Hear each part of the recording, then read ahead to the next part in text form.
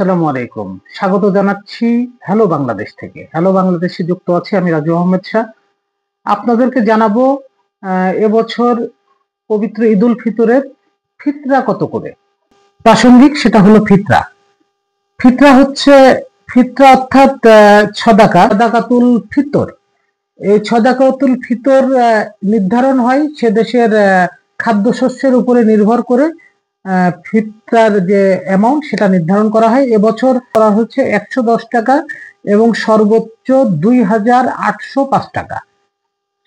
আর ফিতরাটি আদায় করার নিয়ম হচ্ছে ঈদের জামাতে উপস্থিত হওয়ার আগ পর্যন্ত সময়ে ফিতরা দেওয়াটা আবশ্যিক এবং প্রত্যেকটি মানুষের ফিতরা আদায় করা এটি একটি শরীয়ত সম্মত বিধান। ইনশাআল্লাহ সকলেই আমরা ফিতরা সাদাকাতুল ফিতরা দান করব এবং উত্তম পদ্ধতিতে দান করব। এ বিষয়ে অনেক মতপার্থক্য আছে। আমি যেহেতু আলেম না, কিন্তু যতটুকু পড়াশোনা জানাশোনা তার ভিতরে বলা যায় যে ফিতরা নির্ধারণ করা হয় খাদ্যশস্যের উপর ডিপেন্ড করে, আর খাদ্যশস্য দিয়েই ফিতরা আদায় করা সুন্নাত এবং নিয়ম।